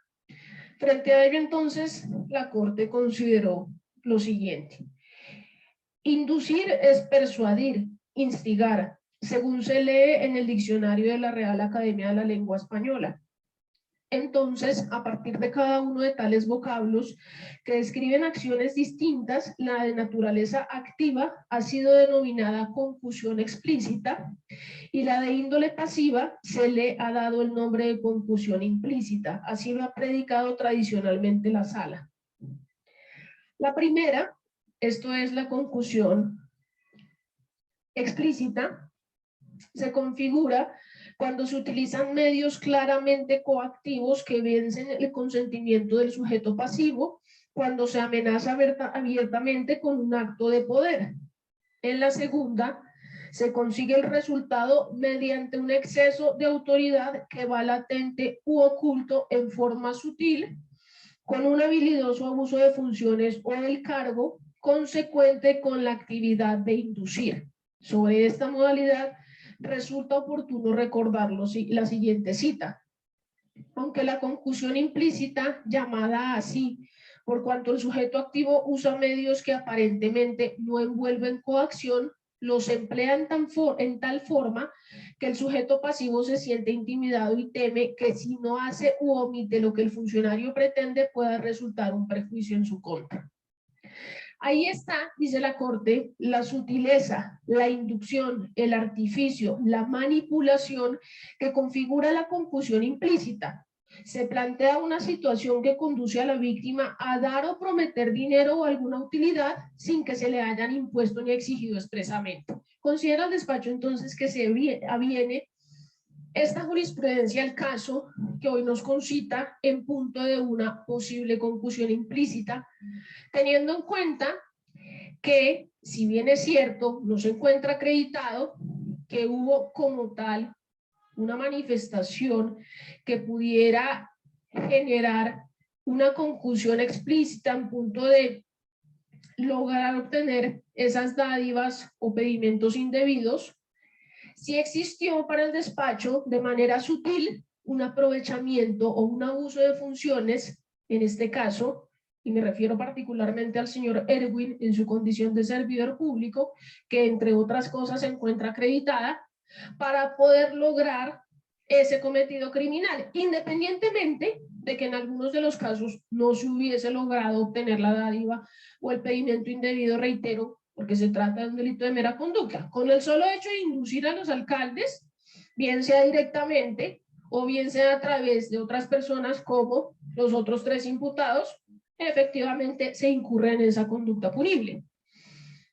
Además de ello, dice la Corte, incluso en una sentencia que se emitió entre el radicado 32-198 del 5 de mayo de 2010 con ponencia del doctor Yesid Ramírez Bastidas, lo siguiente: las notas que sobresalen de la anterior descripción, y eso refiriéndose al artículo 404 del Código Penal que tipifica el delito de concusión y que lo transcribe allí, dice, refiriéndose a las notas que sobresalen de esa descripción como requisitos de su estructuración son. Entonces, ¿cuáles son los requisitos de la concusión? A, la calidad de servidor público del sujeto activo del delito. Esa calidad de servidor público para el señor Erwin se encuentra claramente acreditada, reitero, por esos contratos que se llegaron de prestación de servicios, que incluso uno fue prorrogado hasta el 30 de noviembre de 2018 y donde aparecen explícitamente cuáles eran las funciones que debía cumplir al interior del Ministerio de Hacienda en el FOMPED. Se dijo incluso, y aquí sigo dando respuesta a los argumentos de la bancada de la defensa como tal, a excepción de la doctora que no se opuso a la solicitud de la Fiscalía, que incluso llegó a manifestarse por parte de la defensa de la señora Irma que el tipo penal exigía la cualificación del sujeto activo. que debía ser servidor público. No. No, porque no podemos olvidar que se trata de un grado de participación que a título de interviniente se le imputó a Irma, a Camilo y a Ángela. Y es apenas lógico, porque efectivamente ellos no tienen la condición de servidores públicos. Y aquí entonces pues impera también hacer alusión a lo que ya se ha decantado por parte de la doctrina y la jurisprudencia, de lo que debe entenderse por intrañeus y extraños como sujetos dentro de los delitos cometidos contra la administración pública. En una sentencia que es la C-1122 de 2008 de la Corte Constitucional, esa alta corporación consideró que debemos recordar que el intrañeus, que es el interior que está adentro de la administración pública, es el servidor público, y que el extrañeus es el extraño o el particular que, no teniendo las condiciones especiales exigidas en el tipo, también puede incurrir en la conducta, y que lo que diferencia uno del otro es precisamente la rebaja punitiva de hasta una cuarta parte que le reconoce al interviniente el inciso cuarto del artículo 30 del Código Penal. Incluso dijo la Corte, el extrañeus o particular puede entenderse incluso como un coautor de sujeto especial sin cualificación. Eso lo dijo la Corte en la sentencia C-1122 de 2008. Entonces, pues no resulta aceptable el argumento de que tiene que ser servidor público. No. Por eso a Erwin, se le imputó la conducta en calidad de presunto autor, mientras que las otras tres personas, por no tener esa calidad, se les imputó a título de intervinientes, pero no teniéndola, pueden incurrir en la conducta punible. Eso primer requisito. Segundo requisito, dice la Corte, el abuso del cargo de las funciones que se manifiesta con la ejecución de cualquiera de las acciones correspondientes a los verbos rectores de constreñir, inducir o solicitar. Evidentemente para el despacho existió un abuso de esas funciones, porque como ya lo manifesté, lo repito en este momento, dentro de ellas se encontraba la labor de realizar esa revisión de documentación de los entes territoriales en aras de verificar si cumplían con los requisitos habilitantes para hacerse a los excedentes de esos recursos de ese pasivo pensional. Pero además de ello también emitir esos actos administrativos o resoluciones que finalmente reconocían esos excedentes o ese desahorro de esos recursos de las entidades territoriales. Pero además, como lo manifestó la señora Adriana Salcedo en su entrevista, que dijo, Erwin, mi entonces compañero, también tenía la función de emitir certificados de cumplimiento de requisitos, cruzar la información y encriptarla. Luego, entonces, evidentemente, pues solamente una persona que tiene a cargo esas funciones podría abusar de las mismas porque es perfecto conocedor, tenía un dominio del...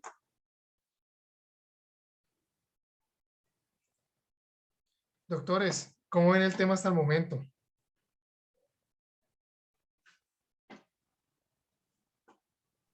Profe, la doctora, la jueza está argumentando punto por punto el sentido del, ahí está ya dando, digamos, toda la argumentación para el sentido del fallo, es decir, que para que no se le salga nada, va punto por punto y va advirtiendo que más adelante, no sé qué, dice más, esa es la interpretación que yo hago. Perfecto. Cata, hola. Me dolió el estómago. Qué horror. Pero pues muy claro el tema de los IDs. Ahora sí, pero súper claro. Hay un error que comete la señora juez, por ejemplo, en relación con algo que sí quiero que ustedes tengan siempre muy presente. Y eso, digamos, obviamente ya va ahí, como se dan cuenta, para imponer medida. Pero ese error, que la que tenía que haber garantizado que no se surtiera ese error fue ella, ese error va a traer consecuencias para la Fiscalía en juicio. ¿Y cuál es? Dice, la defensa de Irma, en el caso de Antioquia, dice que no hay nada contra Irma en ese caso, y por ende lo va a mostrar que sí. No es un ID, hay muchos. Ella no tiene por qué extralimitarse en lo que imputa la Fiscalía General de la Nación. Y la Fiscalía General de la Nación no imputó un hecho jurídicamente relevante en ese caso en particular. Es decir, que la señora juez en una imposición de medida pretende subsanar los errores de la imputación. Ahora, acuérdense muy bien que eso ya lo vimos en el curso anterior. La relación que debe existir entre imputación y acusación, eso se denomina el núcleo fáctico. Es inamovible, no podemos mover los hechos. Ya lo que se imputó, se tiene que acusar. Y acá hay un error en ese punto en particular. Si la fiscalía no lo imputa, si no lo imputa, no lo pueden usar en una medida, punto. La señora juez lo está usando. Más adelante, me doy cuenta que la situación no fue tanto, hay un tinte